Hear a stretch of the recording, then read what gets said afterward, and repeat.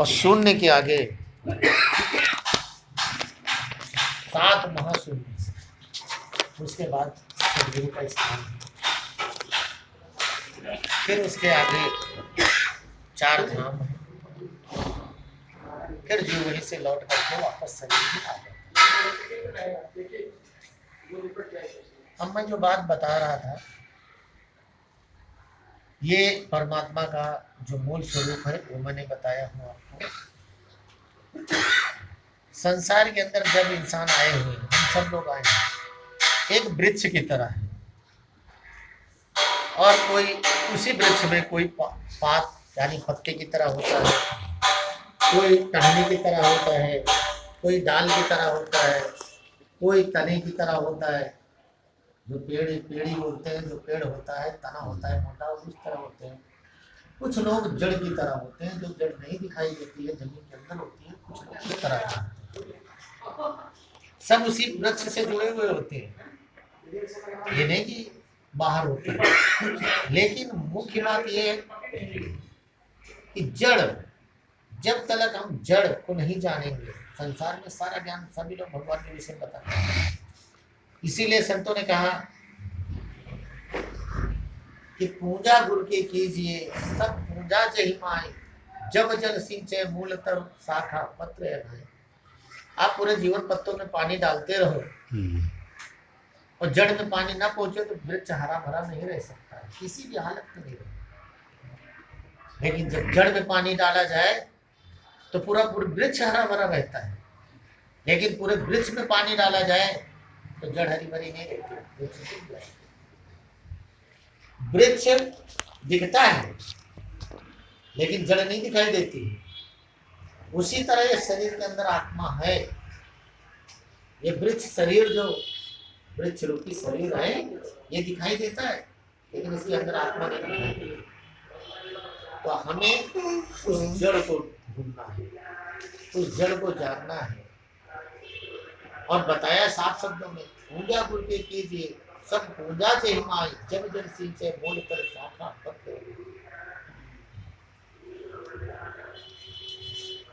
तो कहने का मतलब ये है कि हम संसार के सब ज्ञानों को तौले जाने। और सबसे बढ़िया बात है कि जब किसी संत ने कह दिया है कि पोथी पढ़ पढ़ जग मरा पंडित भया न कोई, और 2.5 अक्षर प्रेम का पढ़े सो पंडित से। हम लोग 2.5 अक्षर पे क्यों नहीं रुक जाते? राम भी रा है और माँ है, बीच में पाई है, 2.5 अक्षर हुए। समा भी सा और माँ है, बीच में पाई है, 2.5 अक्षर हुए। पाई का मात्रा का, मात्रा का रिगार्डिंग हो रही है ना। हाँ, मात्रा है ना, वही बोला मात्रा है, बड़े आँख की मात्रा है वो। हाँ, तो 2.5 अक्षर का ही खेल है सब संसार में। 2.5 से फिर 2 अक्षर पे आओगे, 2 अक्षर से 1 अक्षर पे आओगे। सा और माँ, जैसे सा है सामंजस्य से स्त्री, माँ से मैं, तो जो अंदर परमात्मा बैठे हैं वो बोल सकते हैं मैं तो समाप्त हो गया, तू तो करता तू भया, मुझ में रही हूँ बारी तेरे नाम की, तो ये तू है। बाकी संसार में उनके सिवाय कोई कुछ नहीं है। तो सबसे बड़ी चीज है कि हम ध्यान के द्वारा उस परमात्मा को जानेंगे।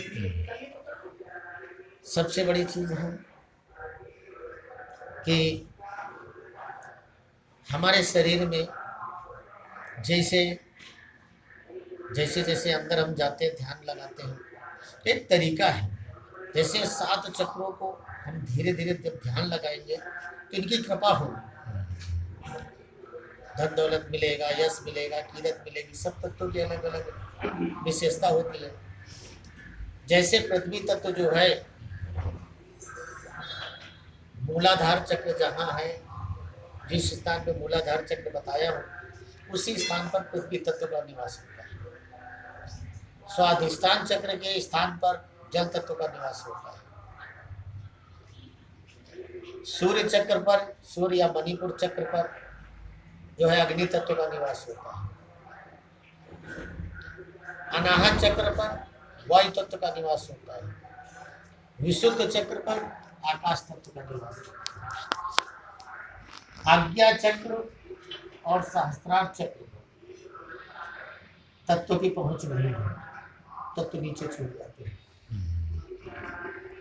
इसीलिए अज्ञाचक्र से ओम अपने आप निकलता है। हम डकार भी लेते हैं तो भी ओम आता है, लेकिन हम पहचान नहीं पाते हैं।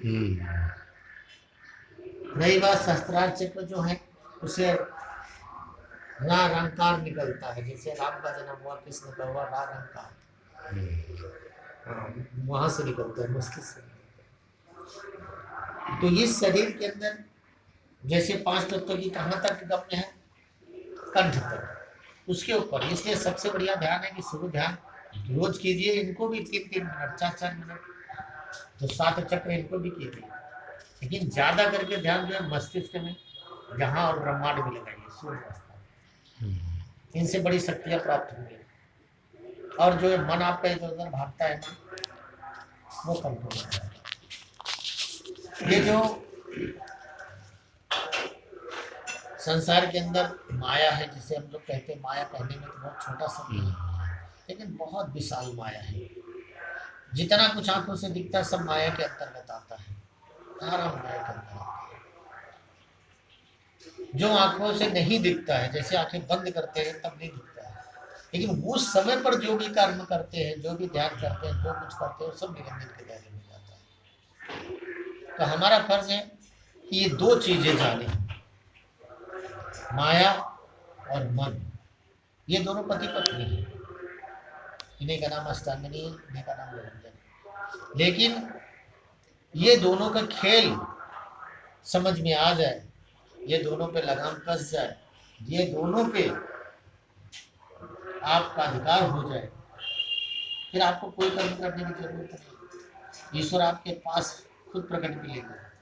क्योंकि जब आप इसको 8 चीजें बताया हूँ, 5 तत्व हैं, जल, अग्नि, वायु, जल, पृथ्वी, जल, अग्नि, वायु, आकाश, 5 तत्व, सूर्य, चंद्र, नक्षत्र, 8। ये 8 चीजों पे जो कब्जा कर ले, 8 चीजों, तो ये अष्टांगिनी कहलाता है। अष्टांगिनी शक्ति का नाम है। तो उस इंसान के पास शक्ति अपने आप आ जाती है। तो सबसे बड़ी चीज है, इस माया का दायरा इन्हीं 8 पे है।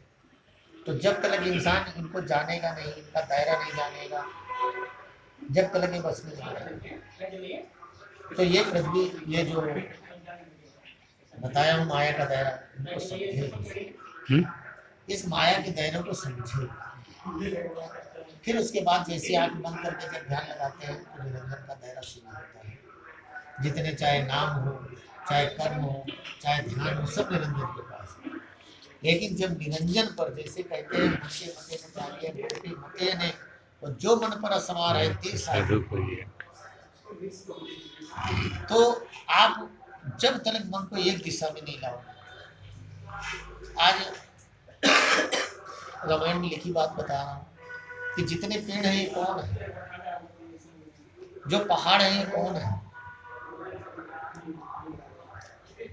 ये पेड़ जो हैं, जैसे साधु संत थे, कुछ लोग भोजन करते थे और भोजन करने के बाद में, खाना पीने के बाद में सुबह उठकर, सुबह से लेकर जब तक सूर्य अस्त नहीं होते, सूर्योदय से लेकर सूर्यास्त तक एक जगह पर खड़े रहकर तपस्या करते थे।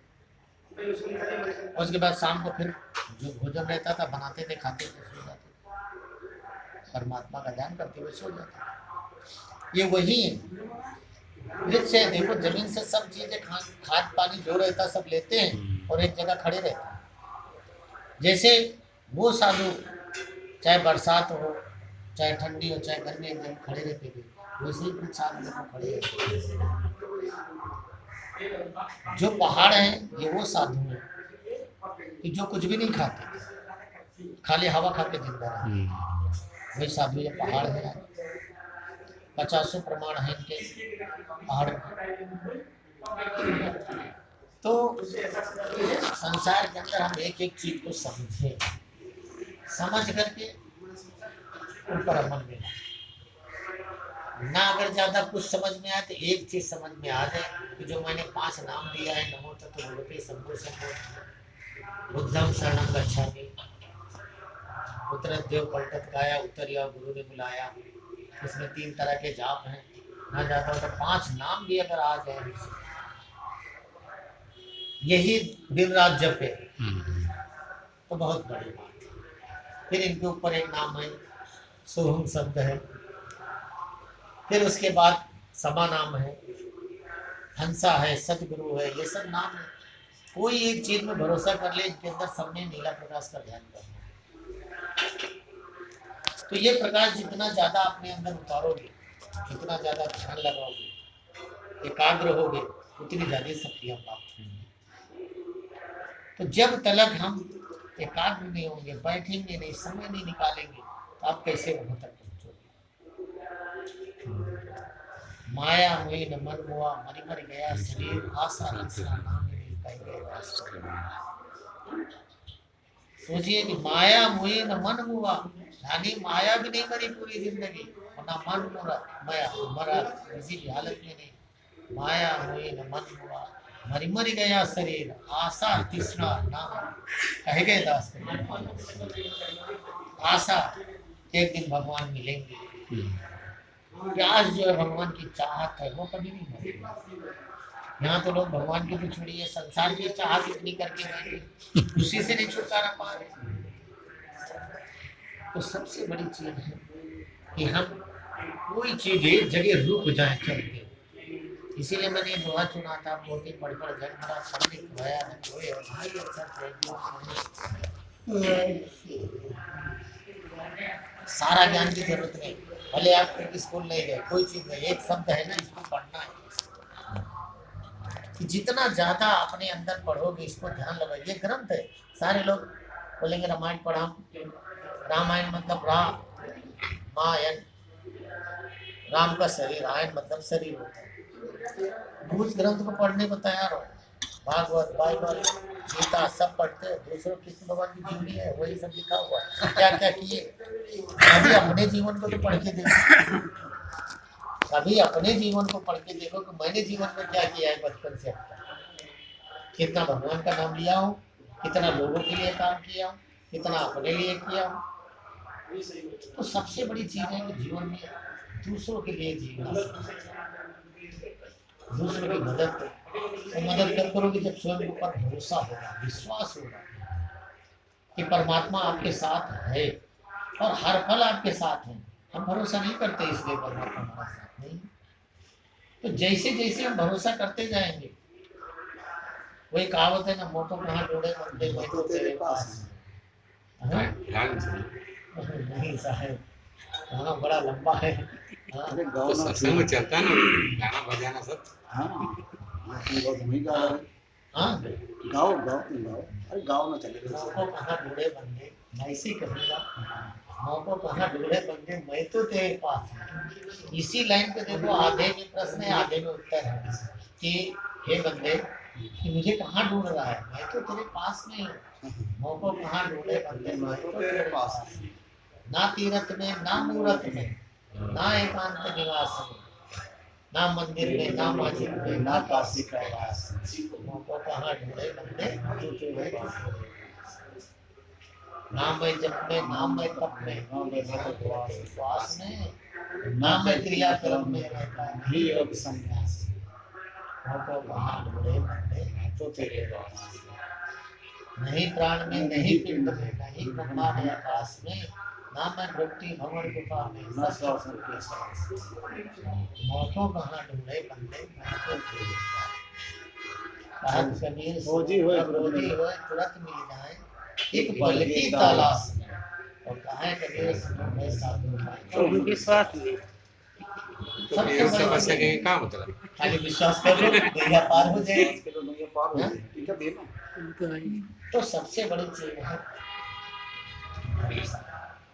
भगवान कहते हैं मैं इतना दयालु हूँ कि थोड़ी सी तू दया दिखाएगा तो मैं सचमुच प्रकट हो जाता हूँ।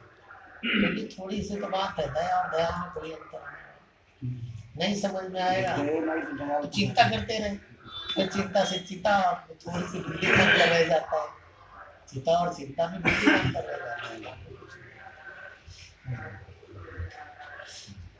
तो सबसे बड़ी चीज है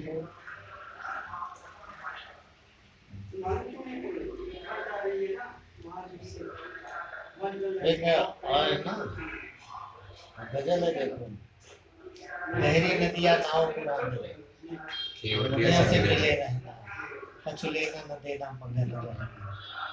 तो ये गहरी नदी क्या है? वही भवसागर जो तो आप पूछ रहे थे ना, भवसागर ही वही है।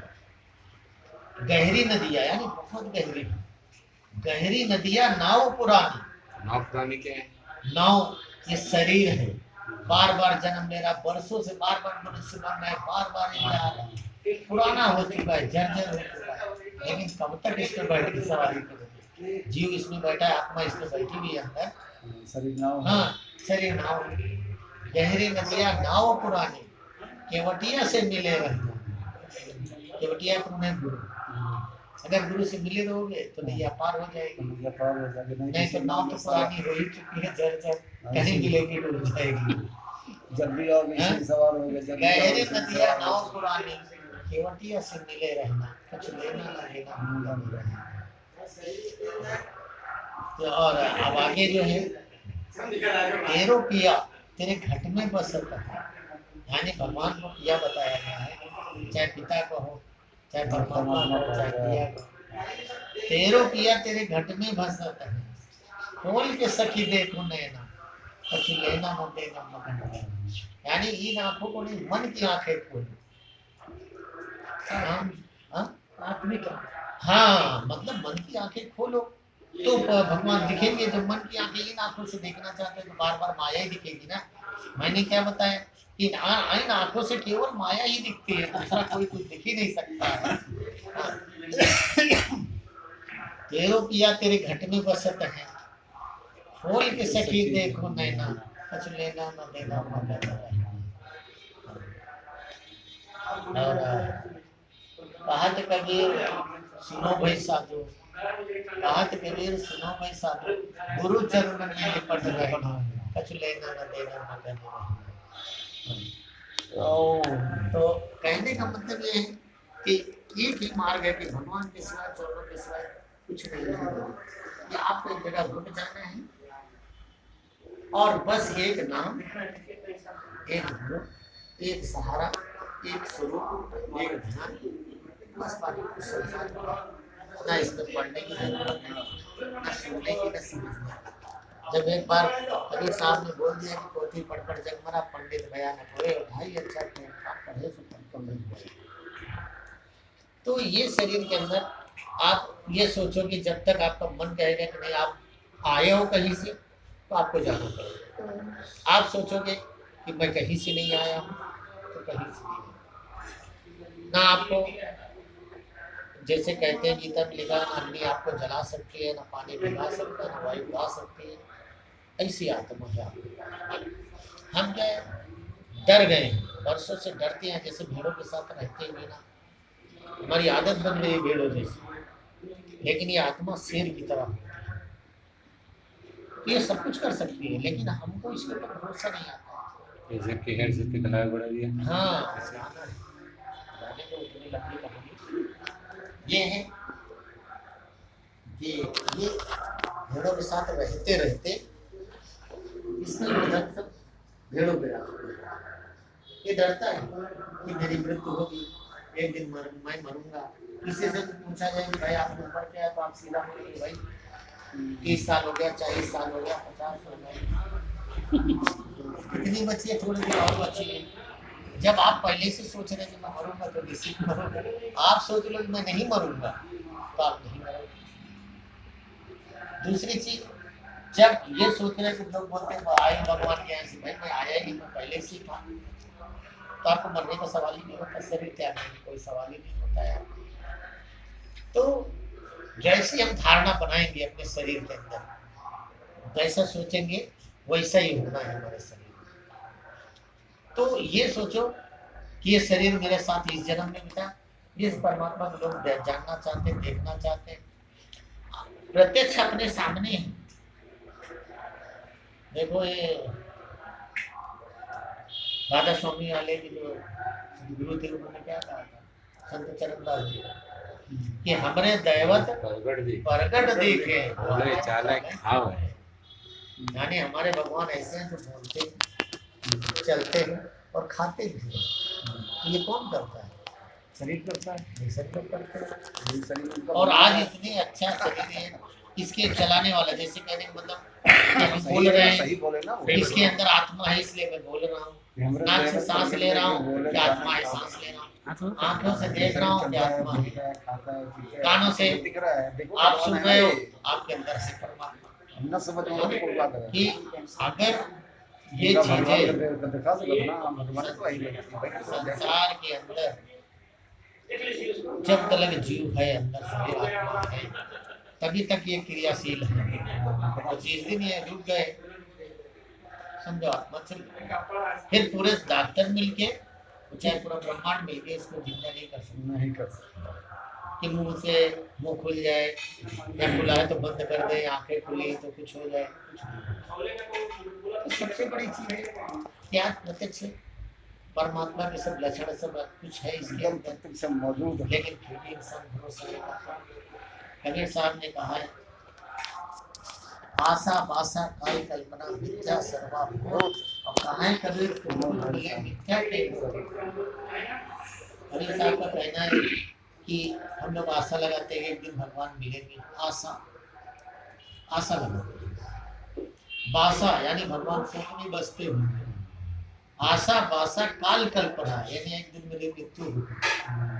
कल्पना करते किस तरह के भगवान होंगे, सब व्यर्थ।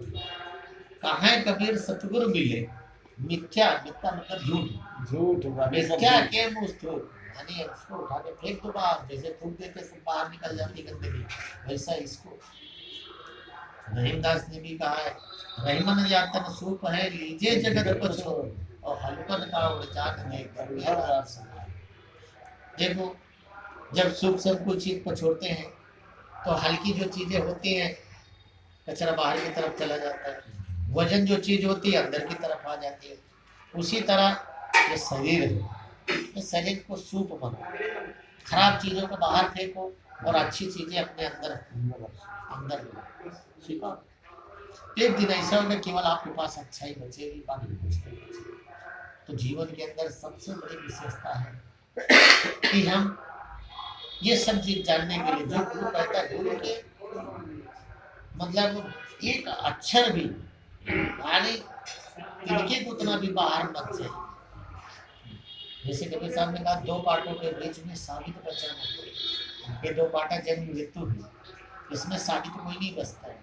जैसे गेहूं डाल दिए जाते हैं चक्की में, हाँ चक्की में, तो जो कील के आसपास रहते हैं वो सुरक्षित रहते हैं, जो बीच में आ जाते हैं इसके आटा बनकर बाहर निकल जाते हैं। तो उसी तरह ये जन्म मृत्यु का चक्कर है संसार में।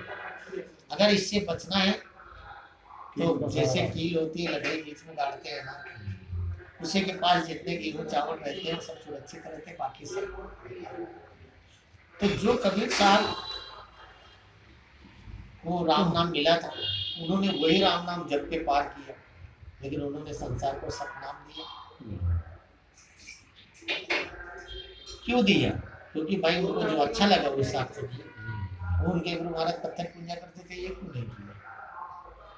तो वो समय के हिसाब से जो जरूरी रहता है, लोग यानी संत भी होते हैं, साथ में समाज सुधारक भी होते हैं, तो जो उनको अच्छा लगा वो हिसाब से धर्म चलाए।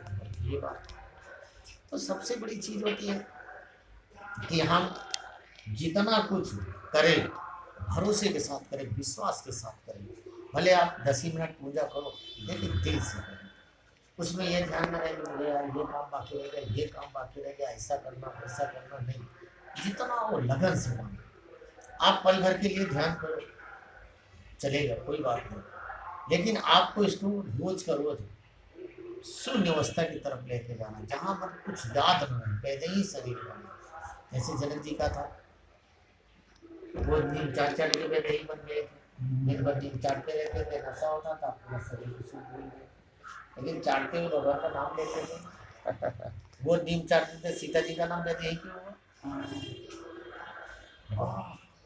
सीता वो जो हल रहता ना, हल के आगे लोहे की जो रहती ना खाद, तो उसका नाम सीता है, उसको नसीब होती है सीता नाम। इसीलिए सीता जी का जो मिले थे हम वक्त राजा जनक को, इसीलिए उनका नाम सीता रखा है। तो सबसे बड़ी चीज ये कि सीता जी वैदेही थी, क्योंकि उनको भी भगवान का जाप करते हुए उनके शरीर की शुद्ध नहीं देते थे, इसीलिए उनका नाम पड़ा गया। तो आदमी अपने आप में इतना खो जाए, उसको याद तक ना रहे कि मैं क्या कर रहा हूँ, कहाँ बैठा हूँ, उसके भगवान। हाँ, एक चीज और है, इसके अंदर एक क्रियाएं होती हैं शरीर में। आपको यहाँ से ध्यान लगा के नीचे से पैरों से आपको रोज का रोज मस्तिष्क तक ले जाना, क्योंकि शून्य में जाने का रास्ता एक ही है, यही मार्ग है। यानी कहने का मतलब मस्तिष्क मिलाओगे जब सर में, भले यही आए, चोटी में न जाए तो भी चलेगा, कोई जरूरत नहीं। यहीं से डायरेक्ट उस सुई की नोक की तरह ध्यान ऊपर चला जाएगा। हाँ, ध्यान जितना ज्यादा जाएगा, जितना आप खींचोगे सर पीछे की तरफ जाता रहेगा। जैसे पीछे झुकेगा, जितना ऐसा आगे की तरफ नहीं झुकेगा, पीछे जितना ज्यादा जाएगा उतना ही ज्यादा आपको आनंद आएगा। शून्य में इसको ले जाना है। शून्य में ले जाने का मतलब क्या होता है? संसार की जितनी चीजें इनको भूलना है। जब तक आपको याद आता रहेगा, ध्यान बना रहेगा, कैसे आप जाएंगे? लोग बोलते हैं 5 तत्व के बाहर कोई निकल ही नहीं सकता है, लेकिन 5 तत्व के बाहर इंसान निकल सकता है ना। जैसे आपने समा का नाम लिया, या आप मान लीजिए जिससे सोहम का जाप करना है, तो आप जैसे ध्यान लगाए, 100 शब्द बोले आपने, जैसे ध्यान लगाए ऊपर ध्यान गया आपका, जैसे जैसे ऊपर चढ़ता गया ध्यान गया, चला गया। जब मस्तिष्क पहुंचा तब फिर छोड़ दिए, फिर नीचे आ गए। तो 2 अक्षर में ना, सो हम, हम मतलब कुछ नहीं, जो कुछ परमात्मा है। जैसे जैसे आप ध्यान लगाए तो शून्य हो, जैसे जैसी सांस चढ़ेगी ना, वो शून्य होता है। आपने हवा नहीं लेके जाना है, हवा नहीं जाना, केवल ध्यान लेकर ऊपर जाना है। हमको ध्यान करना है। तो जैसे जैसे ध्यान जाएगी तो संसार की चीजें भूलने लगेगी। आप एकदम शून्य में जाओगे तो वहाँ कुछ तो दिखेगा। अब मैंने एक ही चीज बोला, भाई प्रकाश को देखना है, आखिर में क्या चीज देखूं? वही मतलब, अब मैं बोल नहीं सकता कि भाई मैं मेरा रूप देखूं, मैं देखूं, मुझे देखो, मेरे को क्या करना है? मुझे तो ये है कि आपको उस मालिक तक पहुंचाना है।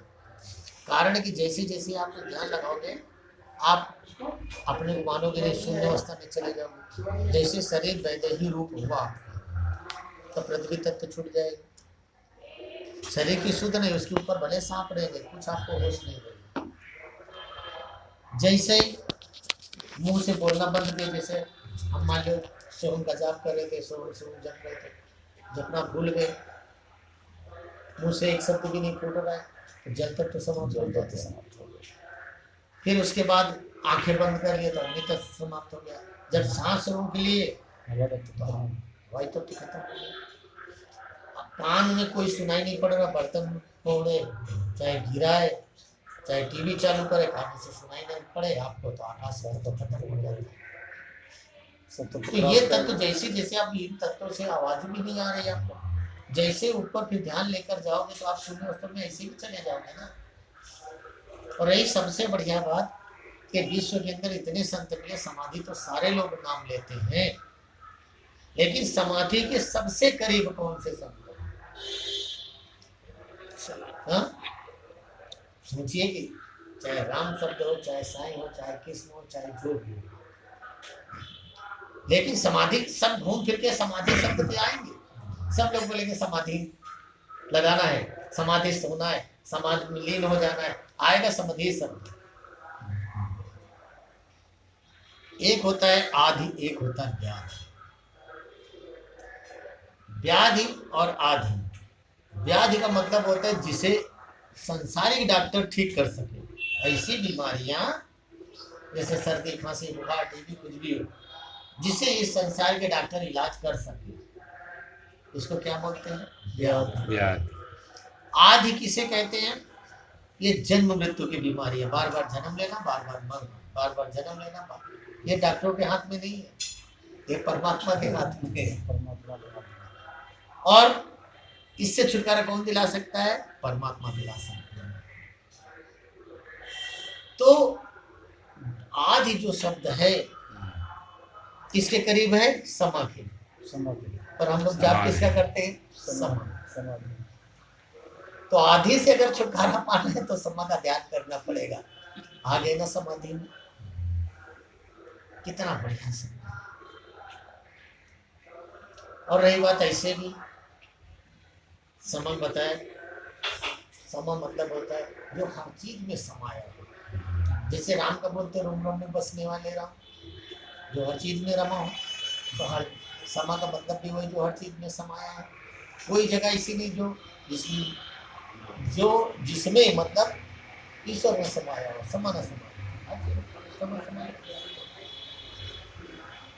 और आप सोचो अक्षरों में भी देखो कितने करा, ये सृष्टि है। अंदर जो बैठे हम लोग तो अपने आप को तन मन गुरु को दे दे तो मैं तो बचा ही नहीं, न तन है न मन है न धन है। तो मैं तो शब्द समाप्त हो गया जिसे मैं अपना कह रहा था।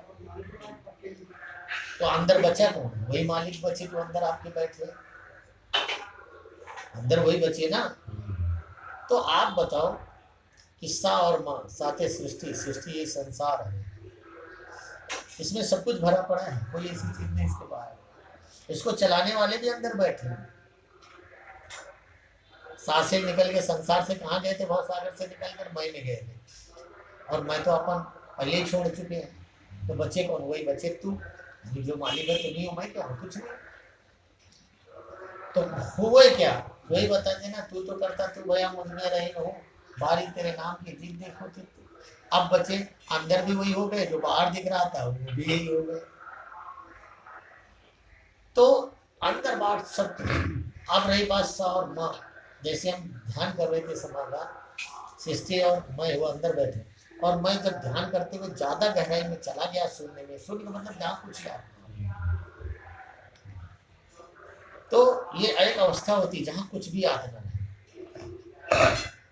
वही अवस्था से इंसान मतलब साकार की तरफ भी जा सकता है, निराकार की तरफ जा सकता है। तो वो एक ऐसी अवस्था होती है जहां पर उसे कुछ भी याद नहीं रहता, सब कुछ भूलने लगता है, फिर वहीं से सब कुछ बनना चालू होता है। तो आप बताओ परमात्मा की क्या पहचान बताई गई है? यही बताया कि अंदर देखो तो भी परमात्मा, मुंह खुला है, खोलते हो तो सांस अंदर जाती है, नाक खोलते तो अंदर जाते हैं, कानों से सब पूरा खुला हुआ है, रोम रोम में भी होल है, तो सब जगह से तो खुला है।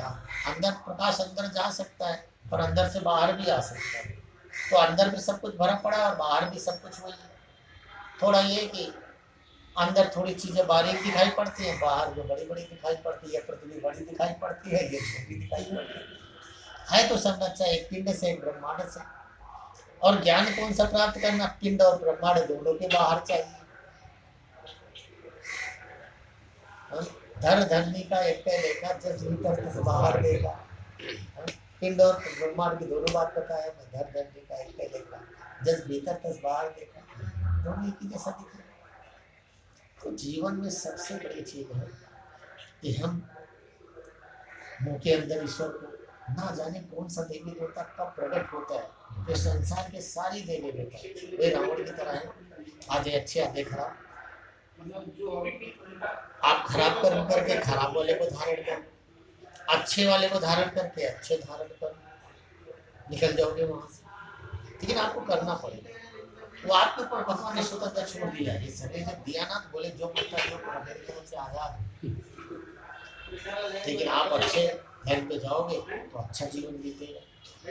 वही बात आपके कष्ट दूर कर जाए, जो भी संसारिक जितने कष्ट है सब दूर होंगे, भरोसा है। और रही बात अगर कष्ट होते तो भी समझो परीक्षा है। यहाँ संसार के जो बच्चे जैसे पढ़ते हैं स्कूल जाते पहले भी, तो भी उनकी परीक्षा कुछ तो साल भर में लेते हैं। आप परीक्षा देने को तैयार नहीं हो तो भगवान ही ले लेते थोड़ी बहुत, तो क्या तकलीफ है बताओ? बोलोगे नहीं परीक्षा लिया अच्छे नंबर नहीं आए, चलो हटाओ यार, अब पढ़ना ही आज से छोड़ दो, हटाओ। तो वही कहानी होती जीवन की क्या। और फिर बोलोगे गुड़ खट्टे हैं।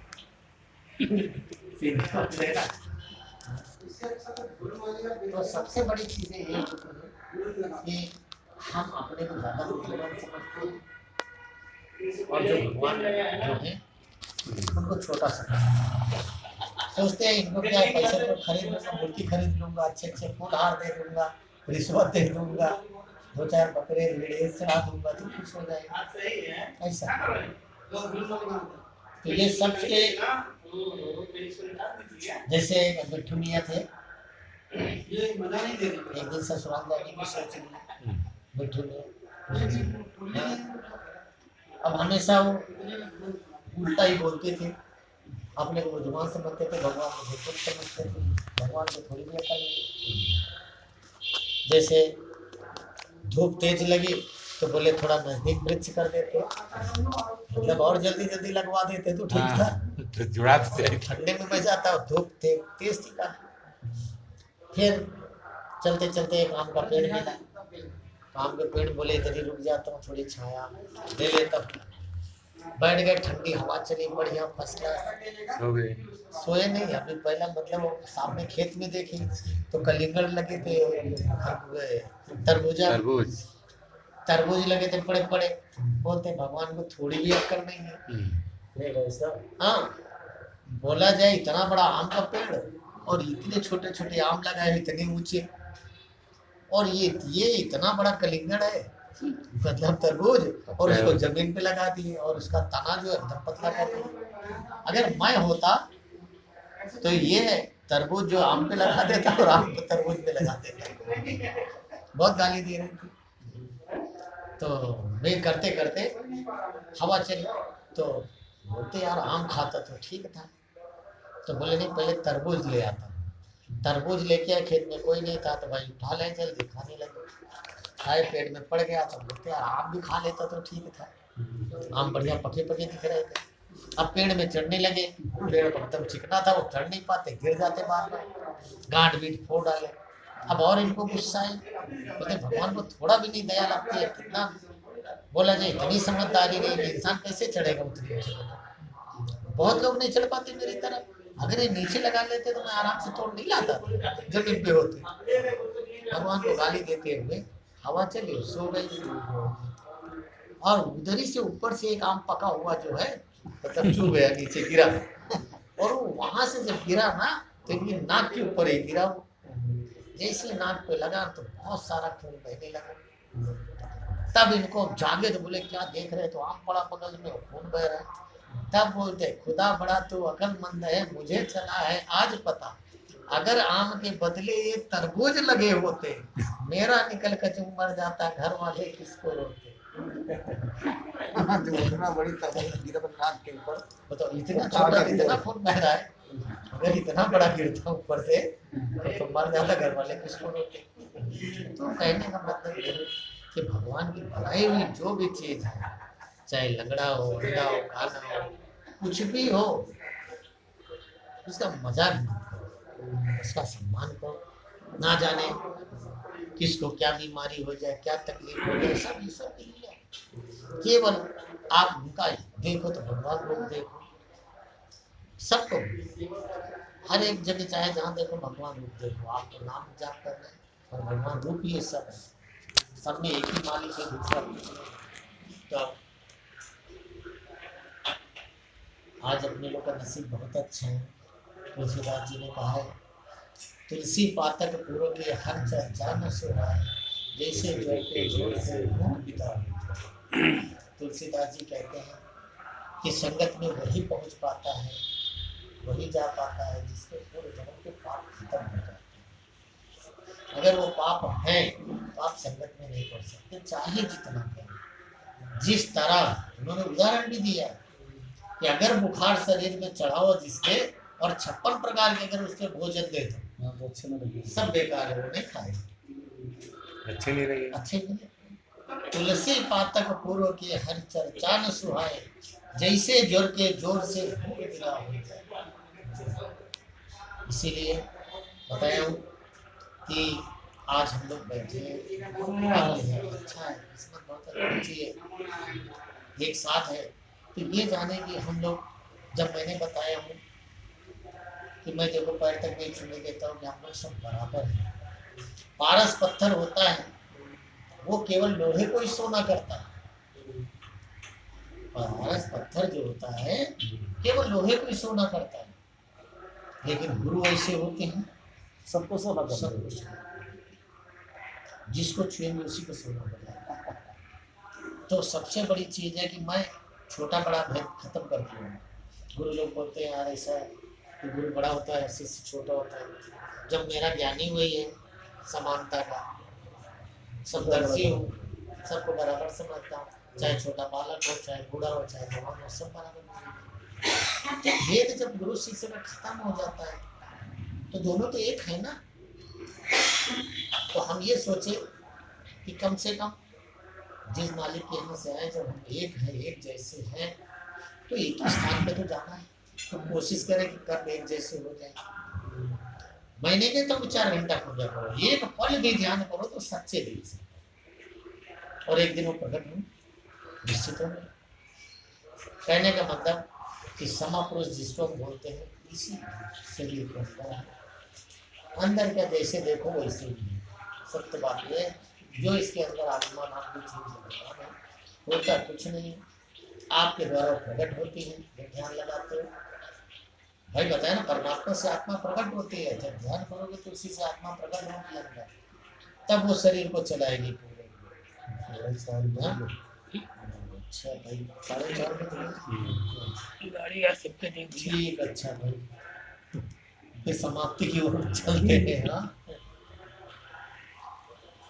ठीक है भाई, इसीलिए 7 मिनट और पूरा करो, कम से कम 1 घंटा तो हो जाएगा। अच्छा अच्छा ठीक है, हो ही जाएगा। सर जो वो दायरा बता दीजिए इसी में। हाँ किस चीज का? दायरा जो 5 रूप रंग देखे जाते हैं, कहाँ कहाँ पे कैसे, अच्छा अच्छा वो दर्शा दीजिए इसी में। अच्छा, है। हाँ मतलब वो जो ध्यान लगाते हैं, कैसे कहाँ करना। हाँ वो बाद में बता, पहले आप विसर्जन नहीं, बोल दो। वो तो है इन्हीं में, इसी में आ जाएगा। अच्छा ठीक है। देखिए सबसे बढ़िया तत्व होता है, ये आसन सबसे बड़ा है। ये आसन जो होता है, किसी को शंकर भगवान ने लगाया, पार्श्वनाथ भगवान ने लगाया, महावीर स्वामी ने लगाया, और जितने हनुमान जी ने लगाया, भगवान गौतम बुद्ध ने लगाया। ये आसन जो होता है, ये सदगुरु का आसन है। सदगुरु का भी तत्व का भी तत्व का भी है, और हम लोग भी तत्व का आसन में यही लगाते हैं ना, तत्व के आसन, और सदगुरु का भी आसन है। हाँ। तो सबसे बड़ी चीज क्या होती है कि नाभि के नीचे 2 भाग हैं, 3 भवसागर इधर ही है इसी के नीचे, बराबर। तो ये कहने का मतलब यह नीचे जब लगाते हैं तो यहाँ पर आसन है मूलाधार चक्र का, ऐसे करके नीचे ऐसे मूलाधार चक्र है, इसमें ध्यान लगाना है। और पीले रंग का जितना ज्यादा, वो पीले नहीं मतलब लाल रंग का, लाल रंग का जितना ध्यान लगाओ मूलाधार चक्र में, सबसे बड़ी चीज है मूलाधार चक्र। इसमें नाम नाम है ना, लम लम शब्द है, लम ला और आधा माँ, बराबर। इसमें ध्यान करो, और इसमें गणेश जी का और रिद्धि सिद्धि, इनकी 2 पत्नियां हैं, इनका ध्यान करना, बराबर। और 4 पंखुड़ी का एक कमल होता है, बराबर। फिर उसके ऊपर थोड़ा सा नाभि के नीचे इधर आते हैं, नाभि के नीचे रहते हैं, तो स्वाधिष्ठान चक्र है, 6 पंखुड़ी का कमल है ये, इसमें नारंगी रंग का ध्यान करते हैं। मौसमी संतरा का जो रंग होता है ना, इसका ध्यान करते हैं नारंगी। हाँ हाँ, वम, वा और माँ, आधा वा है और माँ है, बराबर। तो और रंग नारंगी है, इसमें ब्रह्मा जी और सरस्वती माता का ध्यान है, बराबर। अब जैसे जो बच्चे पढ़ने में कमजोर हैं, नहीं आता है, तो यही पर ध्यान लगाएं और सरस्वती माता का ध्यान करें, सब कुछ पूरा होगा। फिर उसके ऊपर यहाँ पर जब लाते हैं नाभि पर लाते हैं, तो इसी को सूर्य चक्र बोलते हैं, मणिपुर चक्र बोलते हैं, मणिपुर चक्र यहाँ बोलते हैं इसको।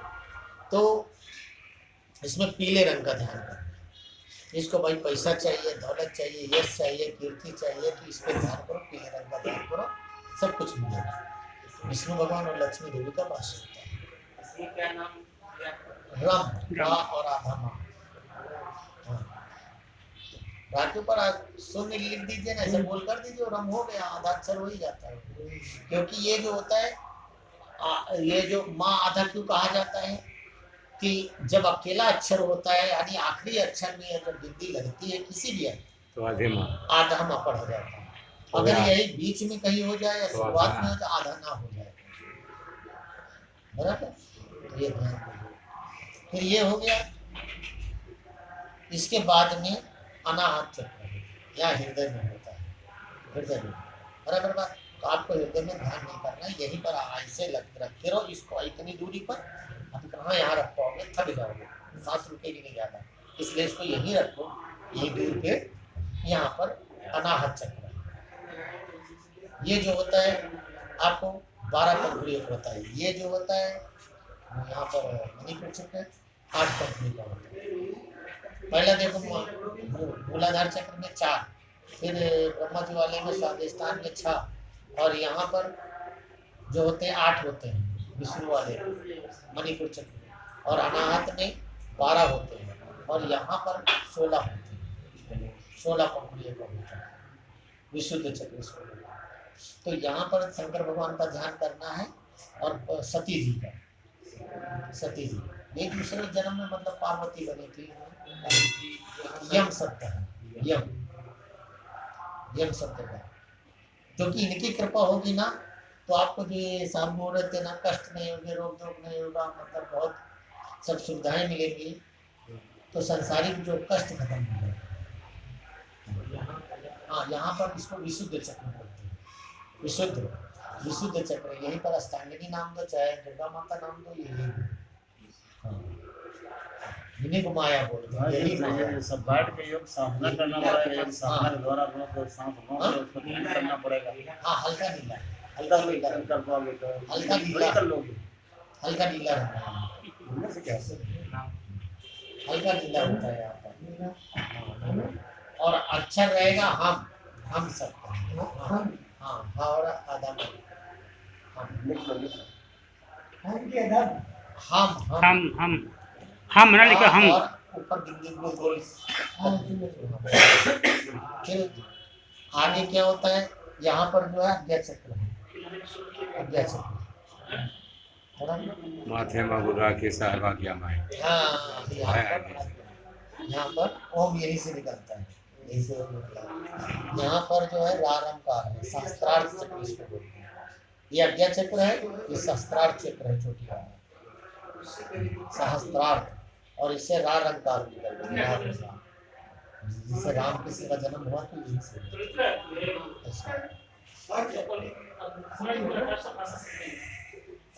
हाँ, तो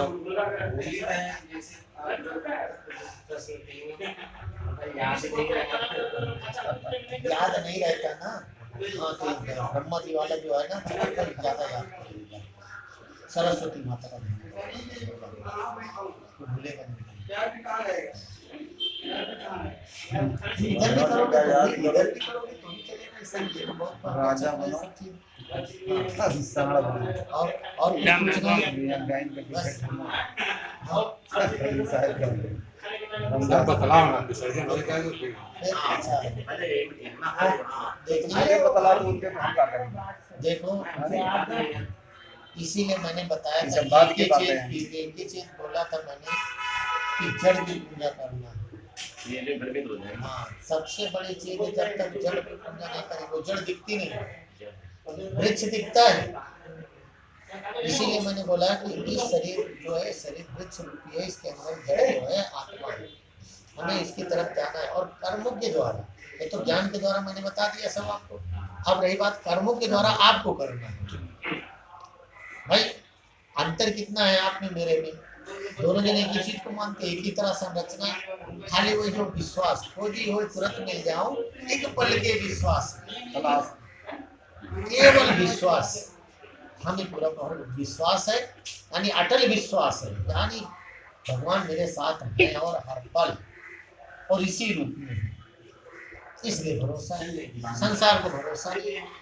तो इसलिए सबसे बड़ी चीज है कि हम संसार के अंदर जो है आए हुए अपने ऊपर भरोसा करो। जब खुद के ऊपर भरोसा करोगे, खुद का सम्मान करोगे, खुद को इज्जत की निगाह से देखोगे, हर चीज इसके विषय में सोचोगे ना, तब कहीं आपको जब अंदर से दिल खुश होगा, आनंदित होगा, प्रफुल्लित होगा, तो दूसरे को खुशियां बांट पाओगे आप।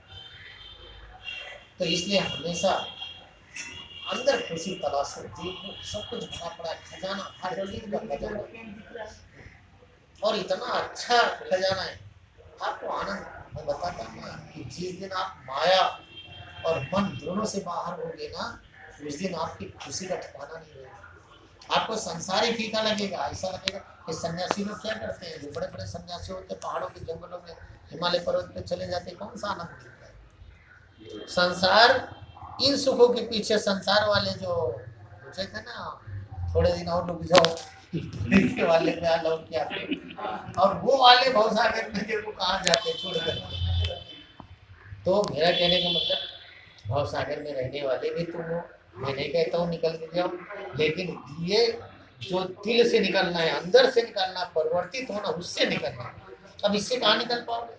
मैं कहूँगा शरीर छोड़ दो, तो क्या शरीर छोड़ के थोड़ी चले जाओ, पलट के यानी उलट जाते। शरीर जो भगवान स्वरूप बन जाता, पहले आप अपना समझ के इस्तेमाल कर रहे थे, अब परमात्मा समझ के। यानी तुम एक चीज जरूर ध्यान रखो, मैंने शुरू में भी बोला था कि तन मन धन जब तलक नहीं दोगे, तन मन धन आपको देना ही पड़ेगा, बाकी दूसरा रास्ता नहीं। मुझे मत दो ना, मैं काम मांग रहा हूँ, लेकिन जिसका है उसका तो लौटा दो। ये तन भर परमात्मा का दिया हुआ, तुम्हें तो बोलो परमात्मा इस शरीर तुम्हारा है, इसके अंदर जो मन है वो भी आपका ही दिया हुआ है, मैं क्या जानू कौन है। ले लो, इसको पे कब्जा करो, और इससे मैं जो चाहता हूँ वो करवाओ काम। धन जो है वो दे दो, भगवान आखिर सब यही रह जाएगा। मैं तो खाली हाथ आया था, और पहले आया था मुट्ठी हाथ बंद करके आया था, जाएंगे तो ऐसा खाली जाएंगे, तो कम से कम मुट्ठी ना बंधे, मेरा कहने का मतलब है। लेकिन ये दिखने में भले ना बंधे, लेकिन अंदर बहुत कुछ बांध के ले जाओ। लोगों की दुआएं, खुशियाँ, लोग जो दुआएं देखो काम आएंगे।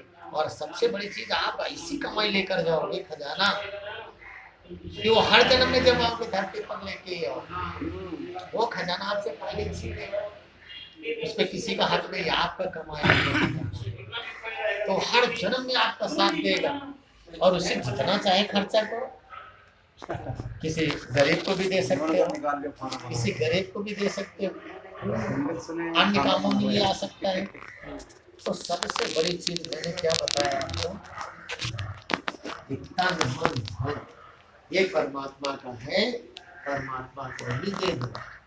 और जब तक इसमें दे नहीं पाओगे, थोड़ा भी कमी रहेगी आप परमात्मा में, थोड़ी भी कमी रहेगी, यार मेरा है मेरे पास रहेगा।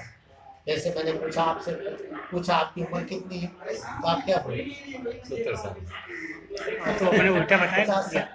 अरे भाई मेरी उम्र ही नहीं, उम्र उसको मालूम बोलो नहीं। कहाँ से आया हो, मैं आया ही नहीं। तो बेचारा बोलेगा भाई ये काम करो, मैं तुमसे बात ही नहीं करूँगा, क्योंकि सारे उत्तर अलग रहेंगे। मैंने देखो आप कई चीजें स्पष्ट कर दी। अगर मैं बताया ना, आत्मा है ना परमात्मा है, आपको प्रकटाना है, आत्मा को भी प्रकटाना है, परमात्मा को भी प्रकटाना है। ये शरीर के अंदर अपने आप सब कुछ प्रकट होगा। इसीलिए आप भरोसा कीजिए, विश्वास।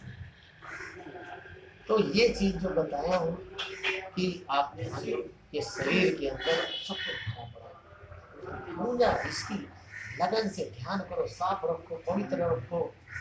सत्य, सत्य का मतलब क्या होता है, कभी सत्य नाम क्यों दिया था? इसके अंदर सात्विक गुण उत्पन्न करो, इसको इसके अंदर इतना सत्य रहे, इसको कोई अपवित्र ना कर सके। बोलते ना ऋषि मुनियों का सत्य नहीं दिखता। तो इसलिए मैंने बताया कि इस सत्य को दिखाने के लिए कई रास्ते और हैं लोगों के। मैं कई बार बात बताया भी हूँ कई लोगों को, लेकिन पहले यहाँ से तो निकलो, फिर आगे का आगे देखा जाएगा। आगे तो मैं हूँ, अब मैं ये समझो कि इस शरीर में यहाँ फिर बाबा दिखा नहीं रह गए, तब तो काम खत्म है। बाबा जी से मुलाकात नहीं, वो ज्ञान कौन बताएगा?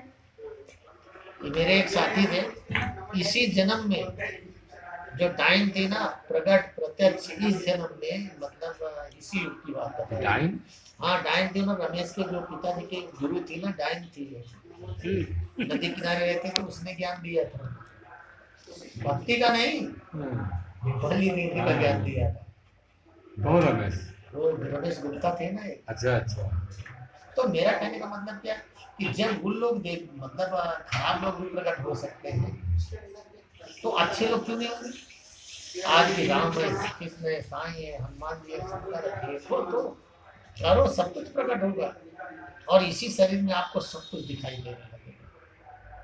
तो सबसे बड़ी चीज है कि आप, मेरे सभी बातों में एक ही सारांश है कि आप अपने पर भरोसा करो, अंदर देखो, आंखें बंद करके ध्यान करो और परमात्मा विषय में सोचो, आंखें बंद करके।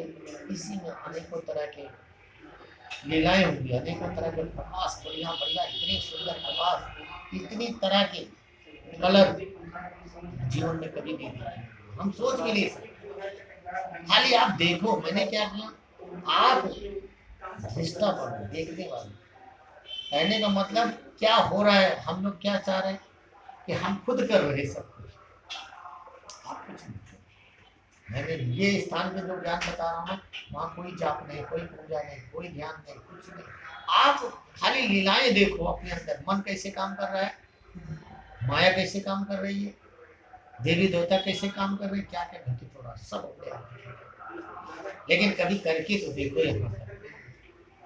पहले शरीर को ध्यान करो, माया संसार में, उसके बाद आंखें बंद करो, तो वहाँ ध्यान आएगा, नाम का सब जापों का आएगा। उसके बाद चुप रहो, कुछ मत करो, शांत एकदम बैठो और सांस को भी चलने दो अपने मुताबिक, कुछ मत करो, फिर देखो लीला। ऐसा लगेगा कि मैं इसी में मस्त रहो, इसके बाहर ना जाओ। इसी को बोलते हैं सच्चिदानंद, इसी को परमानंद बोलते हैं, सारा आनंद इसी में। तो ठीक है, समय बहुत हो गया, इसलिए मैं अपने विचारों को विराम देना चाहता हूँ, गलतियाँ हो गई क्षमा चाहता हूँ।